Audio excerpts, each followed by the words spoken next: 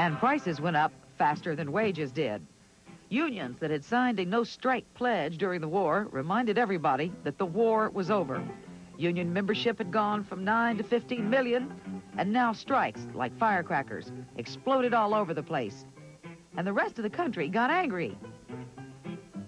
But it didn't stop the unions, especially not in that place closest to the heart of American industry, the coal mine. America ran on coal. It supplied nearly all the power used by railways, 2/3 of the electric power, and 1/2 of the factory power. And coal ran on coal miners. My daddy was a miner, and I'm a miner's son. They had struck in the spring. In May, the government had seized the mines and forced the mine owners to negotiate. The mine owners wanted to participate in the prosperity following the war. They were perfectly willing to have increases in the price of coal, but they didn't want to increase the wages of the workers. Not a new idea, certainly, but not a popular one with the miners like Elmer Webb, who went off to the war and came back to go down in the mines. All the time it was getting out from under the yoke of the coal company master. They was king. They owned your body and soul. For John Protan, the same old story. You had to live in a company house. You had to deal in a company store. You had to pay your company doctors. In fact, I had 2 of my kids was born in a company house, which no running water, no gas heat, and outside toilets. So you could figure what kind of houses they was. No miners hardly ever seen a penny, because if they had any money coming to them, they'd be overdrafted and wouldn't draw any money. The mines, the mine workers, and the United Mine Workers. John L. Lewis, head of the UMW. He was a hero to the union and a boogeyman to much of the nation. And now he was threatening another strike. His power should not be underestimated. Certainly the government did not underestimate it. John L. Lewis was a very dramatic fellow. His appearance was very dramatic. He had a great leonine head with a great shock of white hair and enormously bushy black eyebrows. So every time you saw him, you would start back a little this way. Yes, but where did you go from there? Well, there was the ballot box. Americans were caught in the middle of a maladjusted economy, buffeted about by inflation, shortages, and strikes. Would they blame big business, unions, or Democrats? Would the Congress that returned be the one that left? Nobody had a more difficult time adjusting to post-war life than Harry Truman, the piano player in the White House. In little more than a year, his popularity rating had fallen from 87 to 32% in the polls. Republicans were asking, had enough? Come back to the congressional elections of 1946 when America went to the polls and answered that question. Our world continues. Period of adjustment, fall 1946.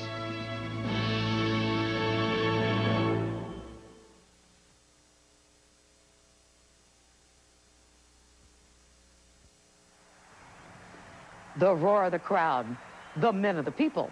Time magazine calls this one boyish, raw-boned, Harvard-bred John Kennedy. And him, dark, lanky, Quaker attorney Richard Nixon. He's Joe McCarthy. Time magazine says he's Wisconsin's jovial Republican. He's also determined to be a United States senator. The other two plan to start with the House and... I know, politics is serious. Baseball, however, is important. That's why Election Day is in November. October is reserved for the World Series, and St. Louis is about to adjust Boston's attitude. Excuse me. Excuse me. It wasn't supposed to go 7 games, but nobody told the Cardinals, so there they were in St. Louis. Enos Country Slaughter is about to bat for the home team. It was a great series, and we, went into the final game, the 7th game of the World Series, tied at 3-all. Enos Slaughter leads off against Bob Klinger, last of the 8th, and singles to center for St. Louis. 2 outs later, Harry the Hat Walker comes to bat. Slaughter is on first. You know, I don't think about anything but just hitting the ball. I'm not worried about Slaughter or anything else. I didn't know that Slaughter was stealing even. Walker hits, Slaughter runs. The Boston center fielder fields the ball and throws it to the shortstop, Johnny Pesky. And what happened next made all the difference. Then I get the ball, and a lot of people said that I went like this. Did he stumble? Stutter? The point is not what he did, but what he didn't do.